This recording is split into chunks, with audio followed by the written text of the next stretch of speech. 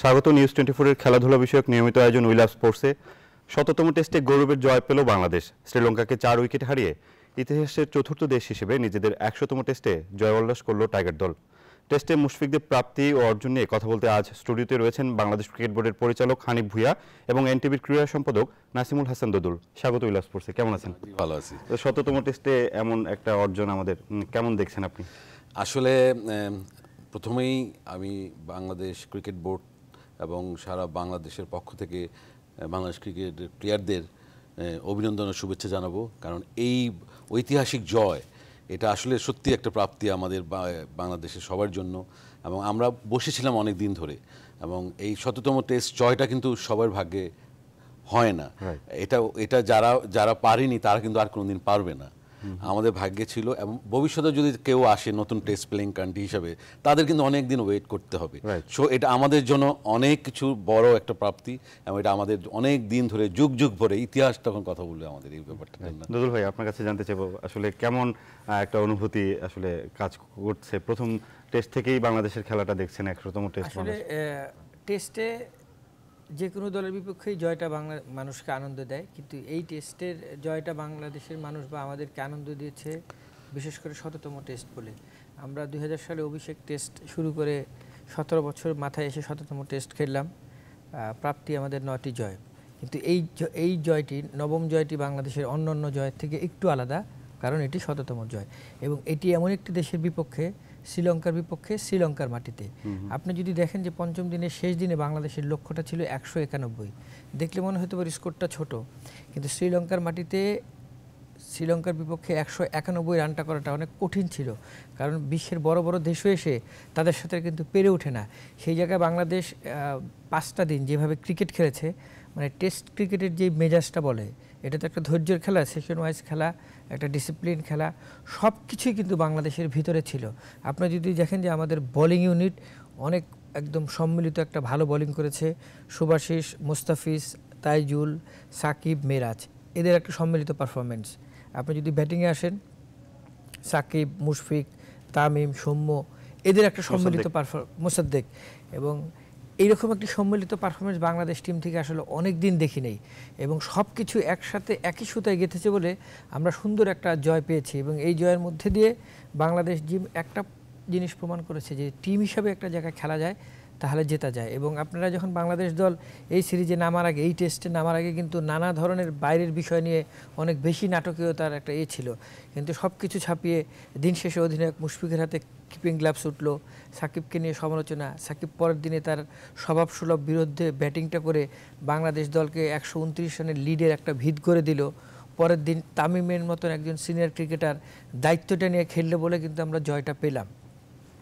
সব কিছুর বিচারে অবশ্যই বাংলাদেশের এই জয়টা গুরুত্ব বহন করে। এটা অবশ্যই বাংলাদেশের টাইগারের অভিনন্দন প্রাপ্তি পাওয়ার যোগ্য, এবং আমি মনে করি বাংলাদেশের ক্রিকেটের এই জয়টার পুরো কৃতিত্বটাই ক্রিকেটারদের।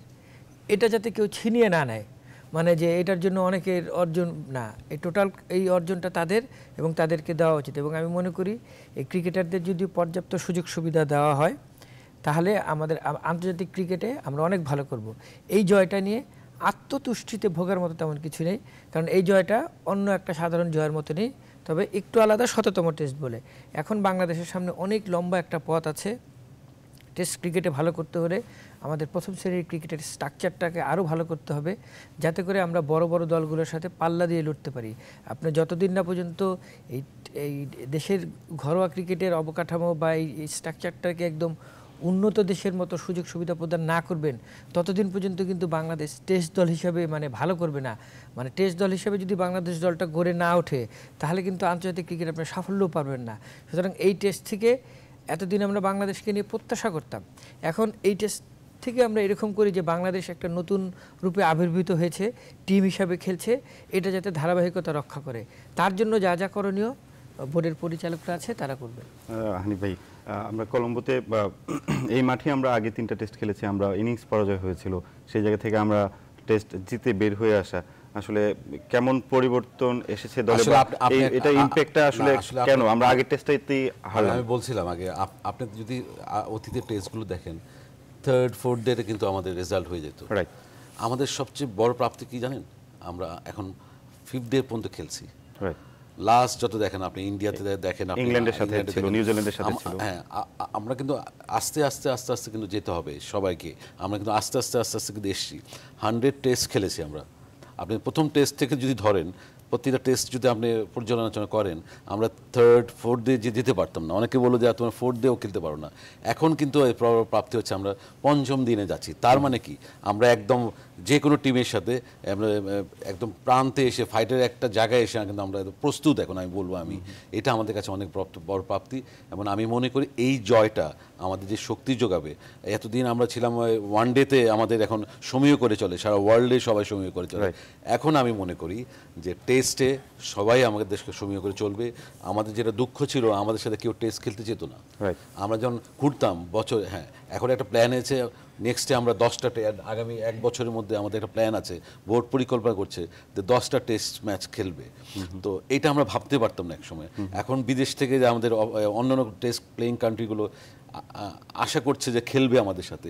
আমরা জানি যে অস্ট্রেলিয়া এবং পাকিস্তানে আসার সম্ভাবনা আছে। এখন সারা জাগছে, নতুন করে কেউ কেউ চিন্তা করছে, না বাংলাদেশ যে লেভেলে এসছে, টেস্ট প্লেইং কান্ট্রি, যাকে আমাদের কাউন্টও করতো না অনেকে, যেন তাদের সাথে আমরা খেলবো না। এখন মনে হচ্ছে যে তারা আসছে। এইটা আমাদের অনেক বড় প্রাপ্তি। এইটা আমাকে আগামী অনেক দিন নিয়ে যাবে। এবং আমি মনে করি, যেটা দুলুল ভাই বলছিলেন, আমাদের যে প্লেয়ার সবাই, আমাদের পিছনে কিন্তু অনেক প্লেয়ার আছে। আপনি দেখেন মাহমুদুল্লাহ রিয়াদ কিন্তু খেলে নেই, পত্রিকায় কিন্তু অনেক কিছু লেখালেখি হয়েছে, বাট তাকে কিন্তু টিম থেকে বাদ দেওয়া হয়নি তার পারফরমেন্সের জন্য, বিভিন্ন কারণে। সে কিন্তু তার রেস্টের জন্য ওই জায়গায় যে মোসাদ্দেক এসে কিন্তু 75 করে দিয়েছে। সো আমাদের কিন্তু প্লেয়ার আছে, তুষার ইমরান, শাহরিয়ার নাফিসরা কিন্তু অনেক ভালো রান করছে, জুনিয়র প্লেয়ার অনেক আছে। সো আমাদের পাইপলাইনে সবাই আছে। আমরা যুদ্ধ করতে ক্রিকেটে সারা বিশ্বের সাথে আমরা প্রস্তুত। এবং নিচের লেভেলে যারা আছে, এজ লেভেলে, তারাও কিন্তু আমরা রেডি আছি। সো এটা আমাদের কাছে অনেক বড় প্রাপ্তি, যেটা কাজে লাগবে। একই সাথে আমরা লক্ষ্য করছি যে আমরা হয়তো একটা টেস্ট খেলতে যাচ্ছি ইন্ডিয়াতে, ভারতে, এবং দেখা যাচ্ছে বাংলাদেশের ম্যাক্সিমাম সিরিজগুলি হচ্ছে 2 টেস্টের। এখানে কি টেস্টের সংখ্যাটা বাড়ানো আমাদের এখন বলার সুযোগ এসছে। একসময় কিন্তু আমরা ওয়ান ডেও পেতাম না ওইভাবে, এখন কিন্তু আমরা পাচ্ছি। এখন কিন্তু আমাদের সুযোগ এসছে যে আমরা আরো টেস্ট খেলতে চাই। শুধু তা না, আমাদের নিজের দেশে ওন হোম গ্রাউন্ডে কিন্তু আমাদের অনেকগুলো স্টেডিয়াম আছে।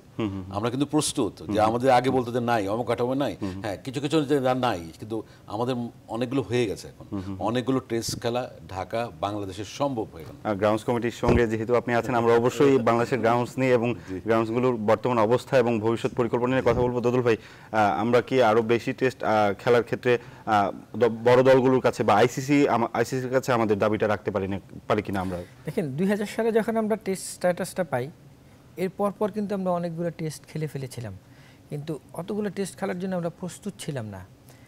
বাংলাদেশকে যদি আপনি বলেন, বাংলাদেশের টেস্ট আর ওয়ান ডে এই দুটো কিন্তু আলাদা।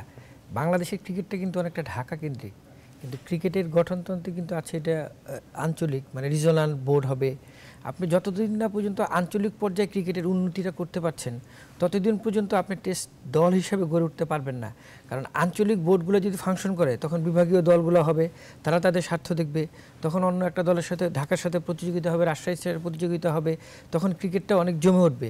এবং ওই জায়গায় যে ফার্স্ট ক্লাস ক্রিকেটের যে কাঠামোটা গড়ে উঠবে, তখন আপনারা যে প্লেয়ার নিয়ে আজকে চিন্তা করছি, এই জিনিসগুলো আর থাকবে না। মানে মাঠের ফ্যাসিলিটিসগুলো থাকবে। আজকে যদি আপনি ভারতের দিক তাকান, ভারতের কিন্তু ক্রিকেটের অবকাঠামো অনেক উন্নত। যদি শ্রীলঙ্কার দিকে তাকান, শ্রীলঙ্কার কিন্তু স্কুল ক্রিকেটের 2 দিনের হয়, তাদের একাডেমি আছে মানে 20-এর অধিক। হ্যাঁ, বাংলাদেশের কিন্তু ক্রিকেট একাডেমি বলতে একটা। এবং কালকে আমরা আমার একটা অনুষ্ঠানে আলোচনা করছিলাম, যেখানে একজন ক্রীড়া সাংবাদিকও বললো যে ধরেন রুবেল আজকে সাতক্ষীরায় গেল বা মুস্তাফিজ তার দেশের বাড়িতে গেল, সে বললো যে বিকেলে আমি একটু প্র্যাকটিস করবো, তার কিন্তু সেই ফ্যাসিলিটিসটা নাই। সুতরাং বোর্ড, বাংলাদেশের ক্রিকেট বোর্ড সব থেকে ধনী, তার এখন চিন্তা করতে হবে যে আমার এই ক্রিকেটটা আঞ্চলিক পর্যায়ে আমার যা গঠনতন্ত্রে আছে সেটা ছড়িয়ে দিয়ে বাংলাদেশের ক্রিকেটের কাঠামোটাকে আরও জোর, সারা বিভাগীয় পর্যায়ে যদি 3-4টা একাডেমি থাকে, মাঠ থাকে, ভালো মাঠ, সুযোগ সুবিধা থাকে, জাতীয় ক্রিকেটটা অনেক প্রতিযোগিতামূলক যদি হয়, তাহলে কিন্তু অটোমেটিকই এই টেস্ট ক্রিকেটের চেহারাটা পাল্টে যাবে। তখন আপনি বলতে পারবেন যে আমি তোমার সাথে 5 টেস্ট খেলবো, তোমার সাথে আমি 6 টেস্ট খেলবো। আরেকটা জিনিস হচ্ছে যে বাংলাদেশের সাথে এখন যে কোনো দলই একটু খেলতে ভয় পায়, কারণ বাংলাদেশের স্পিনাররা এখন বিশ্বমানের। আপনি যদি ভারতের দিকে তাকান, ভারতে কিন্তু বাংলাদেশ কিন্তু একদম কঠিন ট্রিপিক্যাল স্পিন যে উইকেট, সেই উইকেটটা তৈরি করা নেই আমাদের সাকিব, তাইজুল, মিরাজদের ভয়ে। আপনি যদি একই অবস্থা হেরাত থাকা সত্ত্বেও তারাও কিন্তু ট্রিপিক্যাল স্পিন উইকেটটা করার সাহসটা পায়নি, বিকজ অফ দ্য আমাদের বিশ্বমানের বোলার আছে দেখে। সুতরাং আমাদের খেলোয়াড়দের অ্যাবিলিটি, কোয়ালিটি সবই আছে। এখন দরকার শুধু হানিফ ভাইদের মতো লোক যারা বোর্ডে আছেন, যারা প্রেসিডেন্ট, তারা শুধু তাদের এই প্লেয়ারদের সুযোগ সুবিধাগুলা একদম আন্তর্জাতিক মানের প্রদান করবেন। সেই কাজটা যদি হতে পারে, তখন আপনি একটা অস্ট্রেলিয়ান টিমের ফ্যাসিলিটিস আপনি কল্পনা করতে পারেন না। যদি অস্ট্রেলিয়া যে না গেছে, অস্ট্রেলিয়ার মানে পাড়ার এলাকায় এক একটা টিমের 4টা করে টিম, 1, 2, 3, 4, এবং তারা যে টিমটা এ টিম, সেই টিমের যদি প্লেয়ারটা খারাপ খেলে সে বিতে চলে আসে, বিটটা খারাপ করলে সিট থেকে, সিট কোনো প্লেয়ার যদি ভালো খেলে এতেও আসে, এরকম বাই রোটেট হয়। এক একটা ক্লাবের 4টা করে টিম। কিন্তু বাংলাদেশের ক্লাবগুলোর যদি চিন্তা করেন, আজকে যারা ঢাকা মোহামেডান বলেন, আবাহনী বলেন, যত বড় বড় ক্লাব আছে, তারা গত 30 বছরে মানে ক্রিকেট বা ফুটবলের ফ্যাসিলিটিসের জন্য কি করেছে আমাকে দেখান। তাদের নিজস্ব কোনো স্থাপনা আছে, তাদের নিজস্ব কোনো গ্রাউন্ড আছে, তাদের কি আছে? তারাও তো কিছু করে নাই। একটা দেশের ক্রিকেট শুধু খালি সরকারি করবে, ক্লাবগুলোর কোনো দায়িত্ব নাই। এই জিনিসগুলোই এখন বাংলাদেশ যেহেতু ওয়ার্ল্ড ক্রিকেটে ভালো খেলছে, এখন ক্লাব এবং বোর্ড যারা স্টেক হোল্ডার, তাদের বসে বাংলাদেশের ক্রিকেটটার একটা সুদূর প্রসারী রোডম্যাপ করা উচিত, যে আসলে আগামী 20 বছরে বাংলাদেশের ক্রিকেটটাকে আমরা কোথায় দেখতে চাই এবং আমাদের করণীয় কী, সেই জিনিসগুলো ধাপে ধাপে যদি আপনি নিয়ে যেতে পারেন, অবশ্যই দেখবেন মেহেদী মিরাজ, তারপরে সৈকতরা যেদিন বাংলাদেশে ক্রিকেটে লিড করবে, সেদিন বাংলাদেশ ওয়ার্ল্ড ক্রিকেটের টপ পজিশনে থাকবে। আমি এখানে একটা জিনিস বলতে চাই যে অবকাঠামো নিয়ে কথা হচ্ছে। আসলে আমরা কিন্তু আপনি যদি এজ লেভেলে দেখেন 14, 16, 18, আমরা কিন্তু প্রতিটা ডিস্ট্রিক্টে কিন্তু আমাদের লোক চলে গেছে। এক সময় ছিল যখন আমরা ছোট, আমরা যখন খেলা দেখেছি, আমরা খেলতাম, আমাদের কিন্তু কোচের কাছে ডোর টু ডোর যেতে হতো। এখন কিন্তু কোনো ডিস্ট্রিক্টে যদি কোনো এজ লেভেলের প্লেয়ার ভালো খেলে, আমরা কিন্তু ওখান থেকে পিক করে আনি, বিকজ আমাদের সিলেক্টররা, আমাদের কোচরা ডিস্ট্রিক্ট লেভেল আছে। ওনার সাথে আমি একমত, ওই ফেসিলিটিসগুলো লোকালি দিতে হবে। যে আপনি আজকে আমরা বিকেএসপি ছাড়া কিংবা আমাদের ঢাকা একাডেমি ছাড়া, ইনডোর ছাড়া আমরা কিন্তু সেই ফেসিলিটিস পাচ্ছি না। হ্যাঁ, সিলেটে হয়েছে কিছু।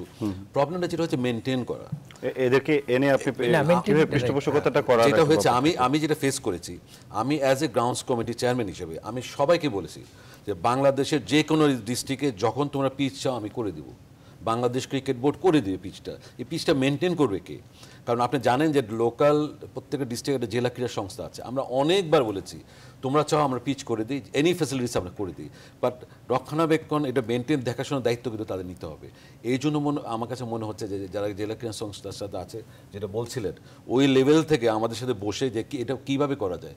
বাংলাদেশ ক্রিকেট বোর্ড আমরা যা করছি, আপনি দেখেন আমি যতটুকু জানি যে আমার বোর্ড প্রেসিডেন্ট, বোর্ড প্লেয়ার্সদের ফেসিলিটিসের জন্য কখনো আমরা বোর্ডে মানা করিনি, নো শব্দটা কখনো হয়নি। যখন যেটা চেয়েছে আমরা সমস্ত দিয়েছি। ওই ক্ষেত্রে প্লেয়ারদের এবং এইসব লেভেলে যারা আছে তাদেরও কিন্তু দায়িত্ব আছে আমাদের কিছু দেওয়ার জন্য। সরকার চেষ্টা করছে, আজকে এই জায়গায় এসছে, সারা বিশ্ব দেখছে ক্রিকেটটা। আমরা চাই, আমাদের কিন্তু আরও অনেক প্ল্যান আছে। যেমন আমি পার্সোনালি প্রেসিডেন্টের সাথে কথা বলেছি যে বিকেএসপি খুলনা পড়ে আছে, ওয়াই ওইটা পড়ে থাকবে? আপনি যদি সেখানে গিয়ে দেখেন যে ওখানে গরু ঘাস খাচ্ছে, ফুটবলের জন্য তৈরি হচ্ছে, নাই, আমাদের দিয়ে দেখ, আমরা মেনটেন করবো, ক্রিকেট বোর্ড মেনটেন করবে। এই ধরনের যে প্রতিষ্ঠানগুলো বিভিন্ন ডিস্ট্রিক্টে আছে, যদি এগুলো বাংলাদেশ ক্রিকেট বোর্ডের সাথে এমইও করে, অনেকে এমইও আমাদের সাথে যদি এমইও করে যে আমরা মেনটেন করবো। আপনি দেখেন খুলনার থেকে আছে মেহেদী মিরাজকে আমি ঢাকায় নিয়ে এসেছিলাম 3rd ডিভিশনে খেলতে, সেটা জানেন। আজকে আমি বললাম আমি ব্যক্তিগতভাবে মেহেদী মিরাজকে 3rd ডিভিশনে খেলেছি এবং সে কখনো ঢাকায় কোনো লিগে খেলে নেই। আমি তখন ওকে দেখে আমি বলেছিলাম যে ওর ব্যাটটা মনে হচ্ছিল যে তার থেকে বড়। তাকে আমি দেখে আমার এখনো মনে হয় যে আমি ওকে জিজ্ঞেস করছিলাম যে তুমি কখনো জীবনে 6 মেরেছো? সে লজ্জা পেয়েছে, এমন বলছে স্যার কি যে বলেন স্যার। তো এইটা অনেক ইতিহাস। তো এইগুলো এইসব প্লেয়ারকে যে বলেছে ছুটিতে যায়, ঈদের ছুটিতে যায় 6 দিন 7 দিন, কিন্তু তাদের এভরিডে প্র্যাকটিসের জন্য, ফিটনেসের জন্য জায়গা নাই। এইগুলো আসতে হবে। সেই ক্ষেত্রে আমি সুযোগ সুবিধাগুলো, এই জন্য লোকাল যারা ক্রীড়া সংস্থা আছে তাদের কিন্তু অনেক বড় ভূমিকা আছে। বাংলাদেশ ক্রিকেট বোর্ড করে দিবে। জাতীয় মানে আমরা যে জেলা লেভেলে যে ক্রীড়া সংস্থাগুলো আছে তাদের দায়িত্ব তো আসলে শুধু ক্রিকেটের সাথেই সীমাবদ্ধ না, ফুটবলকেও তাদের দেখতে হয় বা অন্যান্য ক্রীড়াঙ্গনে অন্যান্য খেলাগুলোকে দেখতে হয়। আমরা অনেক মাঠই দেখেছি, আমার জেলাতেও দেখেছি যে তারা যে মাঠটাতে ক্রিকেটের একটা পিচ বা 2টা পিচ 3টা পিচ থাকে ওইটাই ঢেকে আসলে ফুটবলটার সময় ফুটবলও খেলা হয় ওখানে। তো এই ক্ষেত্রে তো অনেক বড় প্রতিবন্ধকতা থেকে যায় যে আসলে ক্রিকেটের আপনি যেটা বললেন যে একটা পিচ করে দিবেন, এই পিচটার আসলে দেখভালের দায়িত্বটা কার? ওইটা আমি সেটা বলছেন। আপনি দেখেন ফুটবলে আপনি জানেন ফান্ডের ক্রাইসিস, এটা কিছু করার নেই। যখন ফুটবল একসময় তুঙ্গে ছিল তখন ক্রিকেট নিয়ে কেউ ভাবেনি, তখন কিন্তু ফুটবল ফুটবল ফুটবল ফুটবল। না হানিফ ভাই যেটা বলছে এটা হচ্ছে যে স্থাপনাগুলো রক্ষণাবেক্ষণ। আপনি যদি লর্ডস ক্রিকেট গ্রাউন্ড দেখেন, মানে এটা কিন্তু এমসিসি, কিন্তু এটা দেখাশোনা করে একটা কোম্পানি। ওইটাতে এমসিসির কোনো লোক হাত দেয় না। প্রতিদিন মাঠে কতটুকু পানি দিতে হবে, কতটুকু ঘাস কাটতে হবে, কি করতে হবে, আলাদা একটা কোম্পানি আছে। তো ধরেন একটা মিরপুরের মতো একটা বড় একটা স্থাপনা তারা পেয়েছে জাতীয় ক্রীড়া পরিষদ, এটার মেনটেনেন্স তো করতে হবে, শুধু স্থাপনা করলেই তো হবে না। এদের এইটার রক্ষণাবেক্ষণের দায়িত্ব যদি একটা পেশাদার কোম্পানি গড়ে ওঠে বা যারা যে জেলায় এটা হবে তারা যদি ওইটা সঠিক রক্ষণাবেক্ষণ মানে করাটা দরকার, তা না হলে কিন্তু শুধু স্থাপনা করলে হবে না।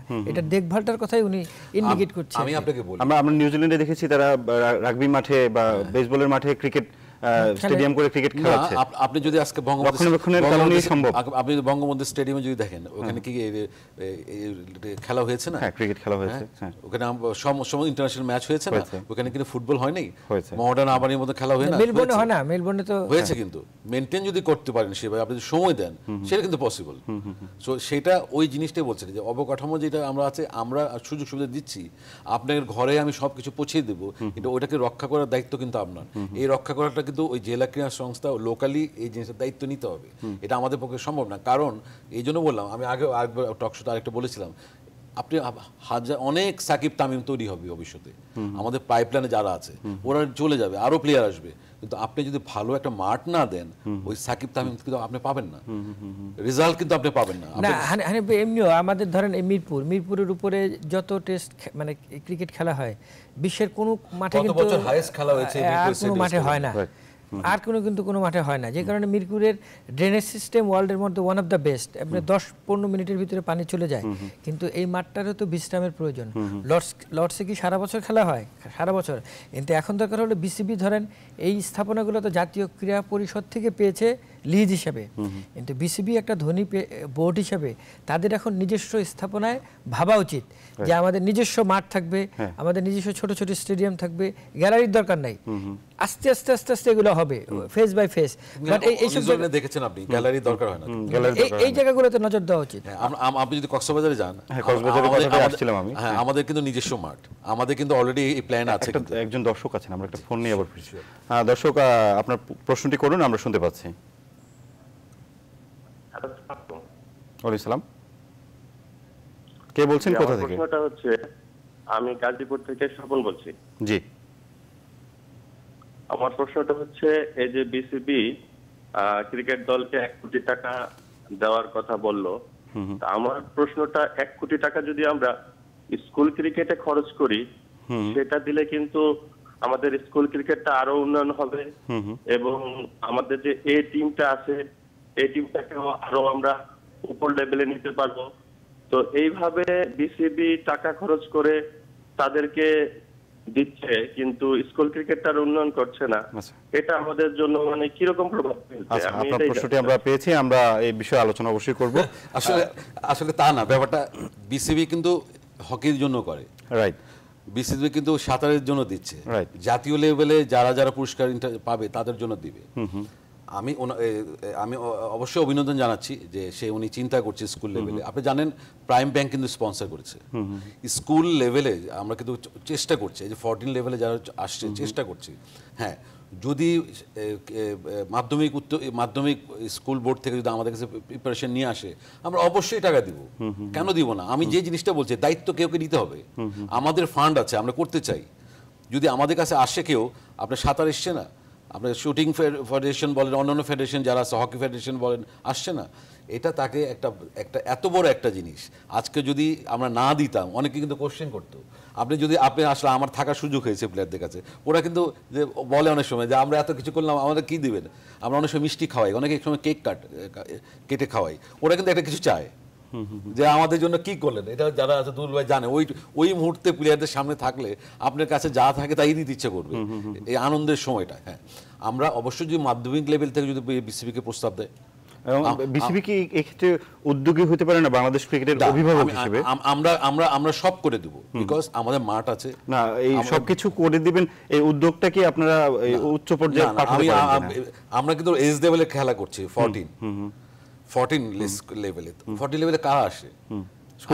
স্কুল থেকে আসে। আপনি ক্লাস 4, 5, 6 থেকে একটা প্লেয়ার থেকে তো আপনি ওই লেভেলে কিছু পাবেন না। একটা প্লেয়ার বয়সটা দেখতে পাবেন না, একটা প্লেয়ারের বয়স আর 9, 10, 11, 12 ওই লেভেলটা কিন্তু মেন। ওই লেভেলে যদি সেই স্কুলে ভালো খেলে, আমার কোচ আমার সিলেক্টর কিন্তু বসে আছে ওই ডিস্ট্রিক্টে, 14কে আমরা পিক করছি, তো ওনাকে সাধুবাদ জানাই, উনি চিন্তা করছে। অবশ্যই আমরা এটা করব। আমাদের প্রাইম ব্যাংক কিন্তু গত 2-3 বছরের জন্য একটা স্কুল লেভেলে আপনি জানেন একটা স্পন্সর করেছে। ছোট্ট একটা বিরতি নিয়ে আবার ফিরছি আলোচনায়। দর্শক, উইলা স্পোর্টসে নিচ্ছি ছোট্ট একটা বিরতি, সঙ্গেই থাকুন।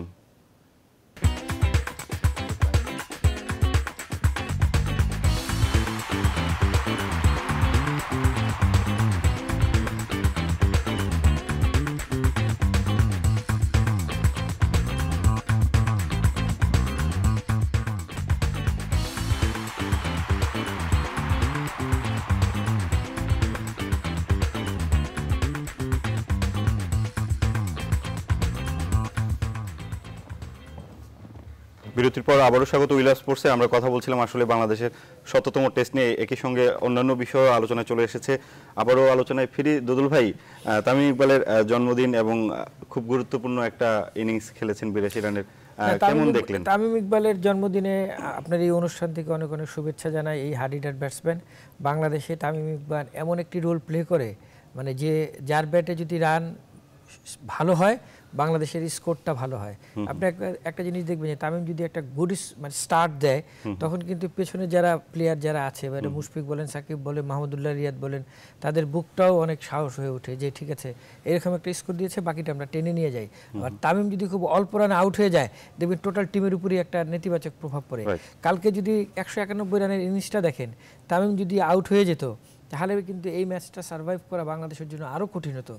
তামিম বেসিক্যালি একজন হার্ড হিটার ব্যাটসম্যান, কিন্তু সে এখন তার স্বভাব বিরোধী ক্রিকেট খেলছে এবং খুবই ম্যাচিউর একটা প্লেয়ার। এবং বাবাও ছিলেন অত্যন্ত ভালো মানুষ। ভাই নাফিস ইকবাল, তিনিও বাংলাদেশের টেস্ট দলের একজন সদস্য। 2005 সালে আমরা চট্টগ্রামে যেই ম্যাচ জিতেছিলাম, ওই টিমে তিনি একজন সদস্য ছিলেন। তামিম, চাচা আকরাম খান, গোটা পরিবারটাই একটা ক্রীড়া পরিবার আর কি।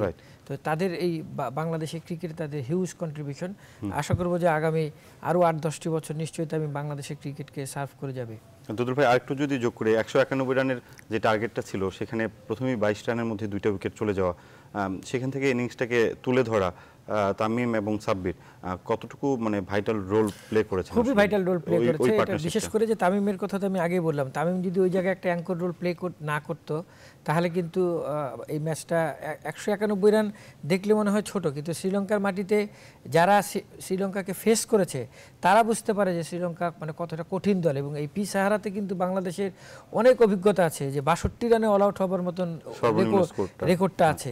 এবং পঞ্চম দিনে গিয়ে যদি বিশ্বের যে কোনো ক্রিকেট দলকে বলেন, স্মিথ কেউ জিজ্ঞেস করেন যে পঞ্চম দিনে গিয়ে শ্রীলঙ্কার 191 বাংলাদেশ জিতেছে, সেও একটু অবাক হবে, কারণ খুব কঠিন শ্রীলঙ্কার মাটিতে, মানে টাফ। পাকিস্তান এবং দক্ষিণ আফ্রিকা, ইন্ডিয়াও এর চেয়ে কম রান কিন্তু ডিফেন্ড করতে পারে না শ্রীলঙ্কার মাটিতে পারে না। এবং সাব্বিরের কথা ভালো বলবো এই কারণে, তিনি অল্প সময়ে এসে খুব ভালো একটা ইনিংস খেলে দিয়ে গেছে যেটা আমাদের চোখে পড়েনি। যেমন শুভাশিস, সবাই আমরা কিন্তু বলছি যে মোস্তাফিজ খুব ভালো বল করেছে, বাট শুভাশিসের বোলিং, শুভাশিস কিন্তু লঙ্কানদের প্রথম বল থেকেই খুব একটা চাপের ভিতরে রেখেছিল। মানে একটা পেয়ার কম্বিনেশন হয় না, মোস্তাফিজ শুভাশিস, এত সুন্দর একটা কম্বিনেশন ছিল ওদের ওপেনিং স্পেলে, যে কারণে কিন্তু লঙ্কানরা খুব একটা বড় স্কোর করতে পারেনি। এবং 129-এর যে লিডটা, এই লিডটাই কিন্তু বাংলাদেশকে একটা জয় এগিয়ে রাখলো। সাব্বিরও কিন্তু এই ম্যাচে এসে আফটার 2 উইকেট পড়ার পরে খুব দ্রুত যে রানটা করে দিল, এই রানটাতে কিন্তু বাংলাদেশ খুব তাড়াতাড়ি বেরিয়ে গেল, নাহলে কিন্তু চাপে পড়তে পারতো। শেষ দিকে মোসাদ্দেকও কিন্তু আউট হয়ে গেছিল। এবং আমি বলবো অবশ্যই তামিম এবং বাংলাদেশের 100তম টেস্টের একটা টিম এফোর্ট বলা যায়। আপনি যদি ওভারঅল দেখেন, অনেকদিন পর টপ অর্ডার ক্লিক করলো, টপ অর্ডার স্কোরটা দেখেন, আপনি যদি গল টেস্টে দেখেন তাহলে দেখবেন যে টপ অর্ডার সব ফেল, মুশফিকের রান আর কিন্তু বড় কোনো স্কোর নাই। কিন্তু এই জায়গায় যদি আপনি দেখেন বোলাররা তাদের দায়িত্বটা পালন করেছে, ব্যাটসম্যানরা তাদের দায়িত্ব পালন করেছে, কিপিংয়ে মুশফিক তার দায়িত্বটা পালন করেছে, ফিল্ডাররাও ভালো করেছে। সর্বোপরি সাকিব আল হাসানের যে অলরাউন্ড পারফরমেন্স, বিশেষ করে গলে আমরা একটু কম দেখেছিলাম, এটা উঠে এসেছে। তার মাঠে যে ইনভলভমেন্টটা ছিল, মিরাজ যখন বল করছে তখন তাকে বলছে এইভাবে না এইভাবে করো। তারপরে সৈকত যখন ব্যাটিং করছিল, সৈকত বলল যে সাকিব ভাইয়ের ওই ব্যাটিং দেখে আমি অনুপ্রাণিত, এবং তাকে বোঝানো। এই যে একটা সিনিয়র ক্রিকেটারের যে role, that is the team effort. এবং যদি একটা টিম একই সুতে গাঁথা না হয়, এবং বিসিবির যারা কর্মকর্তা তারা যদি একই সুতে গাঁথা না হয়, তাহলে কিন্তু কাজ করতে পারবেন না।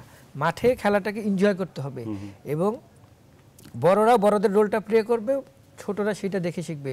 আমার কাছে মনে হয় সাকিব তামিমরা এই টেস্টে যেটা রোল প্লে করেছে, এটা একটা আদর্শ ক্রিকেটের যে রোলটা প্লে করা উচিত। এবং 5 দিনের টেস্টে যে ক্রিকেটীয় বৈশিষ্ট্যগুলো দরকার, বাংলাদেশের পিছাহারা ওভালের প্রত্যেকটা জিনিসের ছিল, উপস্থিতি ছিল। হানিফ ভাই, আপনার কাছে একটু জানতে চাইবো, শ্রীলঙ্কার কিন্তু টানা 6টা টেস্ট জেতার পর হচ্ছে বাংলাদেশকে গলে হারানো সহ 6টা টেস্ট জেতার পর, এখানে অস্ট্রেলিয়া দক্ষিণ আফ্রিকার মতো দলও ছিল, টানা 6 টেস্ট জেতার পর বাংলাদেশের কাছে হারলো। তো বাংলাদেশের এই দলটা এখন আসলে সামনে অস্ট্রেলিয়া হয়তো বাংলাদেশ আসবে, পাকিস্তানের আসার একটা সম্ভাবনা আছে, তো হোম গ্রাউন্ডে কেমন খেলতে পারে?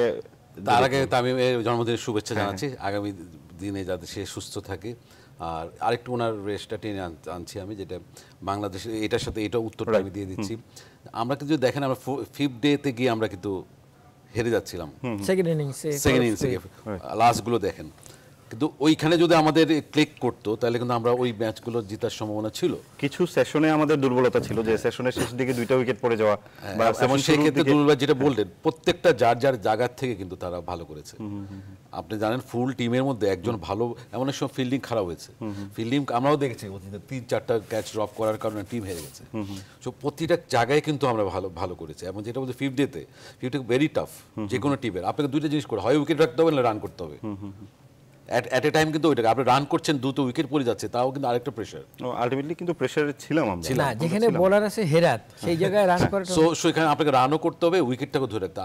আমরা দেখছিলাম কালকে, আমার মনে হয় না যে একসময় ওয়ানডে নিয়ে আমরা ভাবতাম উত্তেজনা, T20 উত্তেজনা, কালকে আমরা দেখেছি সারা বাংলাদেশে প্রত্যেকটা মানুষ কিভাবে টেস্ট দেখার জন্য বসেছিল, এবং যে যার সামনে টিভি ছিল না। তো এটা কি, এটা আমাদের কাছে অনেক পাওয়া, সেইটাকে ধরে রাখতে হবে। সো এই যে দলিল ভাই যেটা বলছিলেন, যে কালকের খেলা যে আমরা ফিনিশিংটা সবার যার যার ক্ষেত্রে, তামিম বলেন, সাকিব বলেন, মিরাজ বলেন, সাব্বির বলেন, মুশফিক বলেন, প্রত্যেকটা ক্ষেত্রে যার যার পারফরমেন্স করেছে, এটার জন্য কিন্তু জয় ফিরে এসছে। এই জন্য আমাদের যে ভবিষ্যতে যে আমরা যে টিমটা, আপনি যে বলছিলেন, আমাদের টিমটাকে ওয়ার্ল্ড লেভেলে যে কোনো টিমকে আমরা হারাতে পারি। আমরা কালকে যেটা বলছিলাম, আমাদের ইসে নাই, মাহমুদুল্লাহ নাই, অনেকে বলছে হ্যাঁ হ্যাঁ কী হবে, সে কিন্তু আরেকজন পুষি দিয়ে গেছে। তো আমি মনে করি আমাদের এই টিমটা যেটা আছে, ওয়ার্ল্ডের যে কোনো টেস্ট প্লেয়িং কান্ট্রিকে হারাতে পারবে, সে শক্তি আদা আছে, এবং তারা ভয়ও পাবে। অস্ট্রেলিয়া বলেন, সাউথ আফ্রিকা বলেন, যারা আসছে তারা কিন্তু সময় করে আসবে। আমার দেশে যদি খেলতে আসে, অবশ্যই আমি মনে করি আমাদের সেই শক্তি আছে ওই টিমকে হারানোর। না, এবং ঘরের মাঠে তো আপনার অস্ট্রেলিয়া আসবে, এরপরে বাংলাদেশ যাবে সাউথ আফ্রিকায়। আমার মনে হয় যে বাংলাদেশের প্রস্তুতিটা ভিতরে ভিতরে এখন থেকে শুরু করা উচিত। কারণ আপনি দেখেছেন যে অস্ট্রেলিয়া ইন্ডিয়াতে, ভারতে আসার আগে কীরকম একটা প্রস্তুতি নিয়ে এসছে। তারা কিন্তু ইন্ডিয়ার উইকেটে ইন্ডিয়ার স্পিনারদের বিট করে টেস্ট জিতেছে। সুতরাং বাংলাদেশে তো তারা যখন আসবে, বাংলাদেশের কন্ডিশন অনুযায়ী তারা একটা বিশাল হোম ওয়ার্ক করে আসবে। দুদুল ভাই, এখানে একটু যোগ করি, সেটা হচ্ছে বাংলাদেশ থেকে তারা আবার ভারতে যাবে, তারা ওয়ানডে খেলবে। তারা কিন্তু বাংলাদেশকে এক ধরনের প্রপোজাল দিয়ে রেখেছে, আমরা যতদূর জানি তারা বাংলাদেশে ওয়ানডে খেলতে চায়। এটা সহজ যদি একটু, আসলে এটা কমপ্লিকেশনটা কি? বাংলাদেশকে এখন এটা দাবি করতে পারে টেস্টে খেলবো আমরা? না, এটা তো ক্রিকেট দুতিয়ালির একটা বিষয়, আমাদের ক্রিকেট অপারেশন। একটা ফোন নিয়ে নেই, ফোন নিয়ে আবার ফিরছি। দর্শক, আপনার প্রশ্নটি রাখুন, আমরা শুনতে পাচ্ছি। হ্যালো, আসসালামু আলাইকুম। জি, আপনার নামটি বলে প্রশ্নটি করুন। হ্যাঁ, সিলেট থেকে পিপল। জি, সিলেট থেকে। জি, বুঝতে পারছি। আমি যে প্রথমে যে আমাদের যে আজকে যে ক্রিকেট যে খেলা খেলছে বা যে উন্নত, এটাই আমাদের এই পৃথিবীর অবদান, বা এই যে সুস্থভাবে যে এই প্রচেষ্টা করার জন্য ক্রিকেটাররা এত সুন্দর খেলতেছে।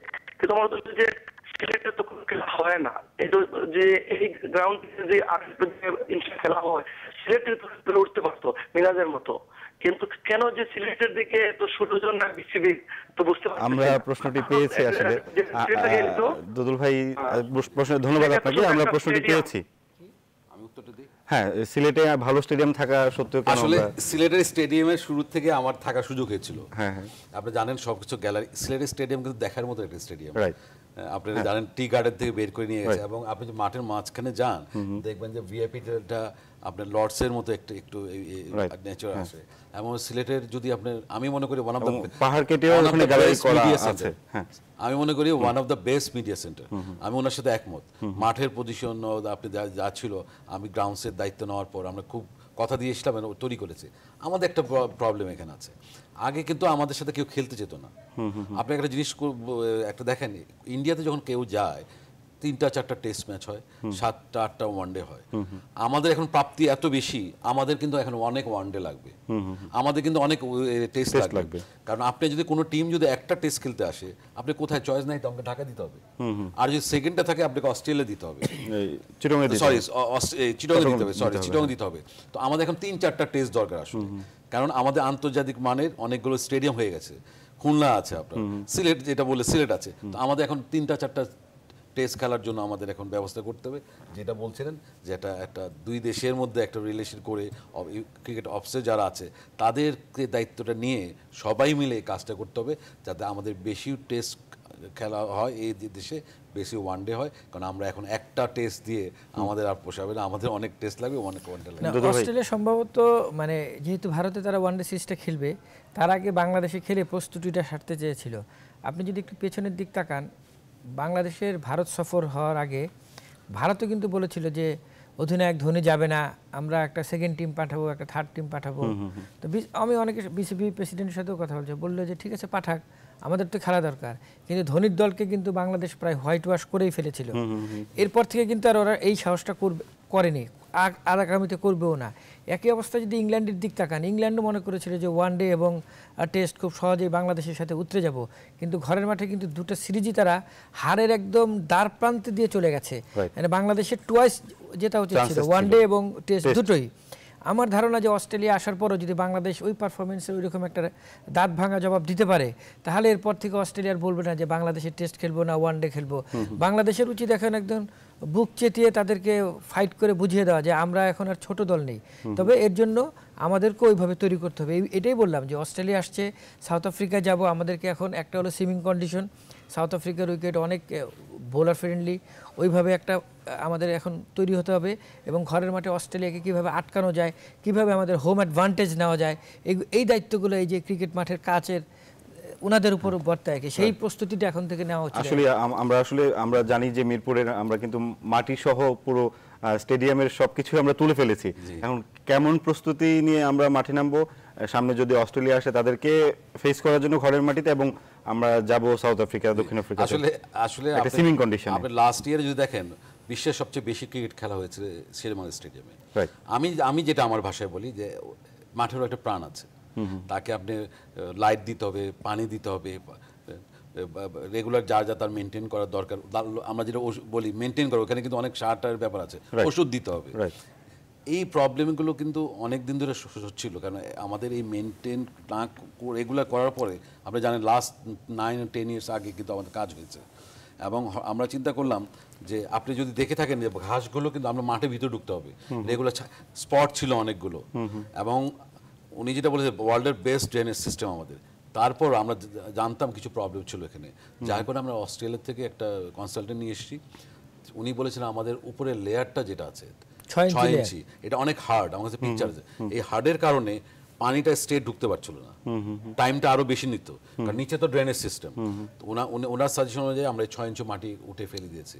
এখন আমরা এখানে সিলেট সেন্ড দিব, আমাদের ঘাসটা আনতে হবে ইন্ডিয়ার থেকে, আমাদের এত 1 লাখ স্কোয়ার ফিটের মধ্যে ঘাস লাগবে, এটা আমাদের পক্ষে সম্ভব না। লাস্ট 9-10 বছর আগে আমাদের আর্মি গলফ ক্লাব আমাদের হেল্প করেছিল, কিন্তু এত ঘাস সম্ভব না, আমরা এই জন্য বেশি আনছি। আমাদের এই ডিপার্টমেন্টে অনেক। আরেকজন দর্শক আছেন, আমরা একটা ফোন নিই। দর্শক, আপনার প্রশ্নটি করুন, আমরা শুনতে পাচ্ছি। হ্যালো, আসসালামু আলাইকুম। কোথা থেকে বলছেন, নামটি বলুন। আমি পাটগ্রাম রংপুর বিভাগ পাটগ্রাম থেকে বলতেছিলাম। জি জি। আমার প্রশ্ন হচ্ছে আপনাদের কাছে যে ১৭তম টেস্টের গৌরবের জয় ধরে রাখার জন্য আমরা কি মানে আমাদের রংপুর বিভাগে ন্যাশনাল স্টেডিয়ামের প্রয়োজন আছে কি? মানে আমরা তো প্রত্যন্ত অঞ্চল গ্রামেই থাকি আর কি। আমাদের এখানে ৩ বিঘা করিডোর আছে, সেখান থেকে যদি আমরা একটা ন্যাশনাল স্টেডিয়াম পাইতাম বিভাগে, তাহলে আমাদের প্রত্যন্ত অঞ্চলের যে প্লেয়ার গুলো আছে তারাও কিন্তু এরকম একদিন হয়তো জয় বা এরকম গৌরব করবে। যেমন এবার আমরা বঙ্গমাতা কাপ জয় করে নিয়ে আসছি কেপুরগাড়ি সরকারি প্রাথমিক বিদ্যালয় থেকে। তো ঠিক আছে দর্শক, আপনার প্রশ্নটি আমরা পেয়েছি। আমরা একটা বিরতি নিচ্ছি, বিরতির পর আবারও ফিরে আমরা এই প্রশ্নটি নিয়ে আলোচনা করব।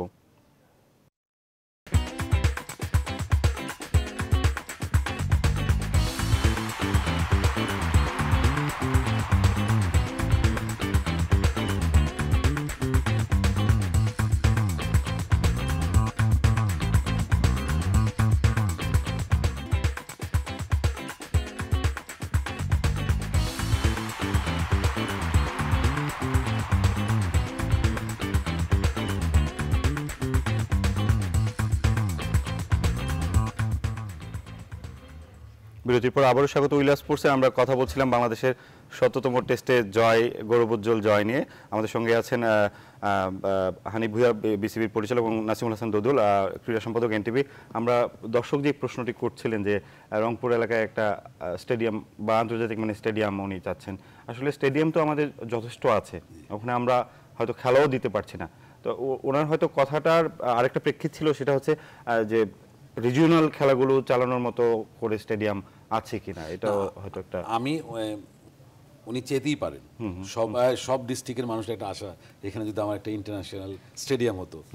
একসময় ময়মনসিংহ স্টেডিয়ামের কথা আপনার হয়তো মনে আছে, কুমিল্লা স্টেডিয়ামের কথা মনে আছে। এমসিসি আসলে কিন্তু ওই দুইটা গ্রাউন্ডে যেত, কিন্তু ওই লোকালদের দর্শক প্লাস প্লেয়ার সবকিছু একটা ব্যাপার আছে। হ্যাঁ, আমরা কিন্তু রংপুরে কাজ করছি। রংপুরে গার্ডেন পার্ক যেটা বলে, আমাদের বোর্ড পরিচালক আনোয়ার ভাই আছে, প্রচুর কাজ করছে ওখানে। আমাদের মেইনলি দরকার হচ্ছে গ্রাউন্ডস অ্যান্ড ফেসিলিটিস গুলো। আর রংপুরের থেকে কিন্তু অনেক প্লেয়ার আছে যারা ন্যাশনাল টিমে খেলেছে, আগেও খেলেছে, এখনো ভালো। আমি মনে করি অবশ্যই কোনো না কোনো একসময় হবে। আমাদের শুরু, আমাদের আগের থেকে যারা চেষ্টা করেছে বোর্ডে, আমরা ভবিষ্যতে যারা আসবে, কোনো না কোনো সময় এটা হবে। এখন আমাদের প্ল্যান, কাজ চলছে যে ওখানে ফেসিলিটিসগুলো, মাঠেরগুলো আর গ্রাউন্ডস রেডি করার জন্য আমাদের কাজ কিন্তু অলরেডি রংপুরে চলছে।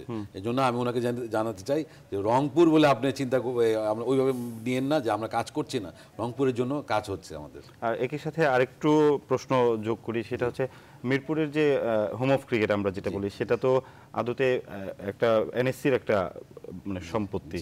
আমরা এটা ক্রিকেট বোর্ড এটা দেখভাল করছি, আমাদের কাছে 99 বছরের লিজে আমাদের কাছে আছে।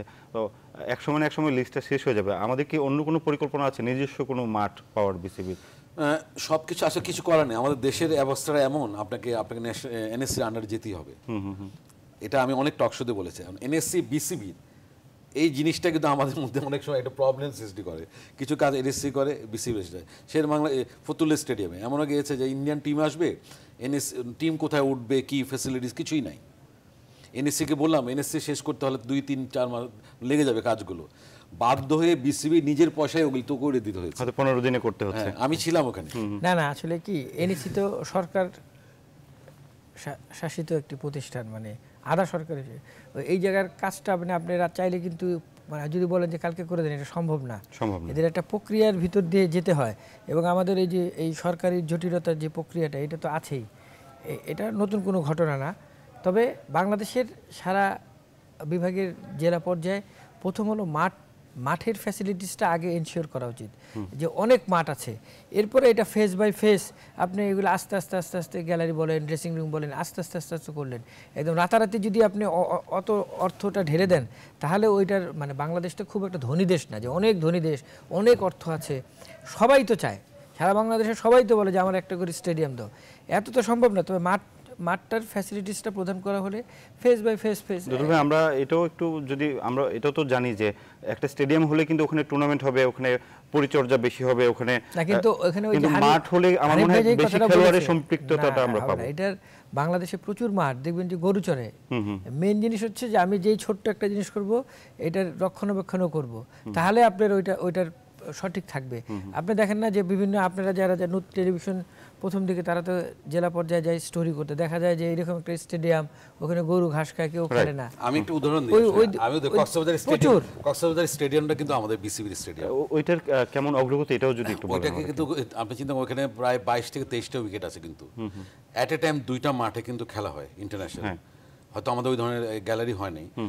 থার্ড গ্রাউন্ড আছে যেটা একাডেমির মতো, ওখানে কিন্তু প্র্যাকটিসগুলো হচ্ছে। আর ওখানকার স্টেডিয়ামের সবটুকু যদি বলেন যে আপনারা কিরকম স্টেডিয়ামের ড্রেনেজ সিস্টেম করেছেন বা কেমন? ওইখানে কিন্তু এখনো ওইভাবে ড্রেনেজ সিস্টেম হয়নি।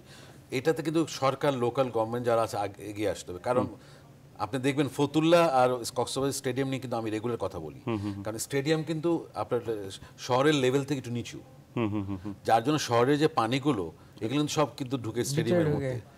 এবং এখানে কিন্তু এই বর্ষাকালে মাছও ধরা যায়, মানে আমি জানি ধরেছো। সেম ফতুল্লা স্টেডিয়ামেও লোকাল যে ইন্ডাস্ট্রিগুলো আছে, গার্মেন্টস, ডাইং ইন্ডাস্ট্রিগুলো আছে, সমস্ত পানিগুলো কিন্তু আপনি স্টেডিয়ামে ঢুকে যায়।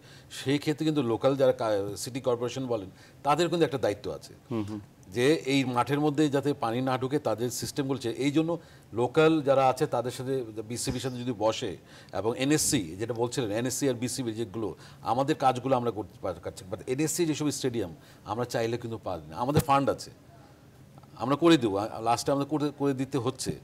যদি আমাদের যদি নিজস্ব স্টেডিয়াম থাকে, যেটা বলছেন যে বিসিবি নিজস্ব স্টেডিয়াম, সেখানে আমাদের আর কেউ না। আপনি ইভেন যে বঙ্গবন্ধু স্টেডিয়ামে 2011 বিশ্বকাপকে সামনে রেখে যেই চেয়ার টেয়ার যেগুলা হলো হয়েছে, কিন্তু এখন এটার অবস্থা দেখছেন, এটা কিন্তু রক্ষণাবেক্ষণ নেই, একদম ভেঙে নিয়ে গেছে। না, এটাই উনি বলছে যে আপনি আমি চাই মাঠ দেখ, স্টেডিয়াম না।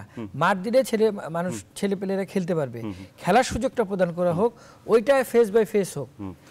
প্রধানমন্ত্রী কিন্তু নিজে বলেছেন যে প্রয়োজনে মিনি স্টেডিয়াম করে দেওয়া হবে বিভিন্ন স্টেডিয়ামে। উনি তো ঘোষণা করেছেন এটা হবে।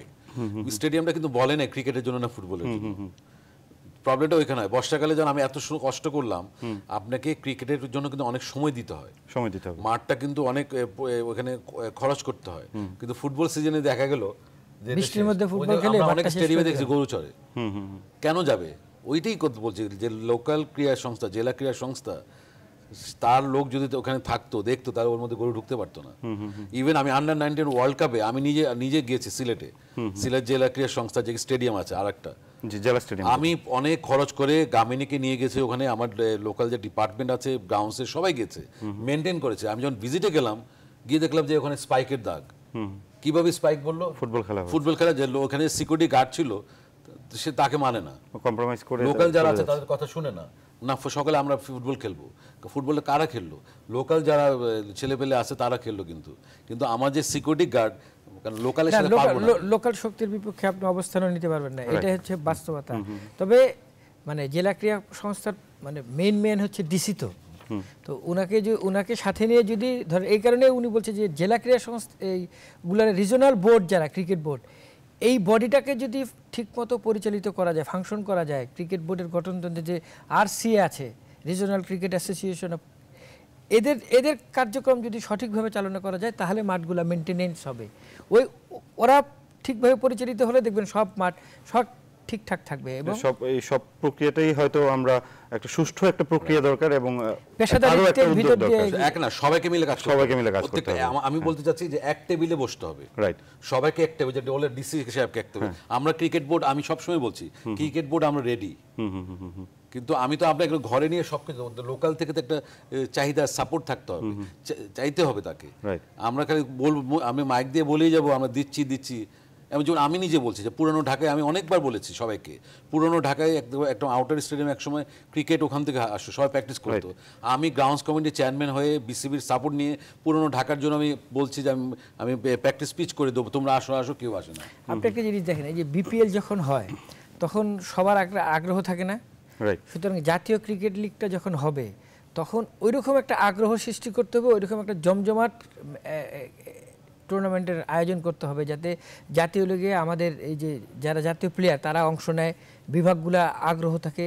ওই রকম একটা পর্যায়ে যদি এটাকে নিয়ে যেতে পারেন, তাহলে অটোমেটিক আপনার ক্রিকেটের যেই কাঠামো যেটা বলেন বা ফার্স্ট ক্লাস ক্রিকেটের সেই জিনিসটা একটা ভালো অবস্থানে দাঁড়াবে। আমরা সেই প্রত্যাশাই রাখি। এবং বাংলাদেশ ক্রিকেট অবশ্যই আমরা সচিনকে দেখেছি, সচিনকে দেখে আজকের বিরাট কোহলিরা বড় হয়ে বা ইন্ডিয়ান দলটাকে সামলাচ্ছে। বাংলাদেশেও হয়তো সাকিব মুশফিকদের দেখে সামনে জেনারেশনটা উঠে আসবে, আমরা তখন তাদেরকে মাঠ দিতেও বাধ্য হবো, স্টেডিয়াম দিতেও বাধ্য হবো। আমরা একটু ওয়ানডে সিরিজ নিয়ে আলোচনা করি। হানিফ ভাই, 3টা ওয়ানডে 25, 28 ডাম্বুলাই, এপ্রিলের 1 তারিখে কলম্বোতে 3 ওয়ানডে, কেমন প্রত্যাশা ছোট করে? না, অবশ্যই প্রত্যাশা ভালো। আমরা যে টেস্টে আমরা ভালো করেছি এখন, আর আমাদের ওয়ানডে টিম কিন্তু আমরা আগের থেকেই ভালো, আমরা কিন্তু ওই লেভেলে। অবশ্যই আশা করি প্রথম ওয়ানডেটা যদি আমরা জিততে পারি, আমি মনে করি আমরা সিরিজ পুরোটা জিততে পারবো। দুরু ভাই, একটু যোগ করি যে সৌম্য রানে ফিরেছে বা মোসাদ্দেকের এভাবে দলের ইনক্লুশন, সাকিবের রান ফর্মে ফেরা, সব মিলে ওয়ানডেটা কেমন চ্যালেঞ্জিং? না, বাংলাদেশের ওয়ানডে ক্রিকেট শ্রীলঙ্কার থেকে বাংলাদেশ আপার হ্যান্ডে, কোনো সন্দেহ নাই। এবং এই কলম্বো টেস্ট জয়টা বাংলাদেশের ওয়ানডে সিরিজে একটা ইতিবাচক প্রভাব পড়বে।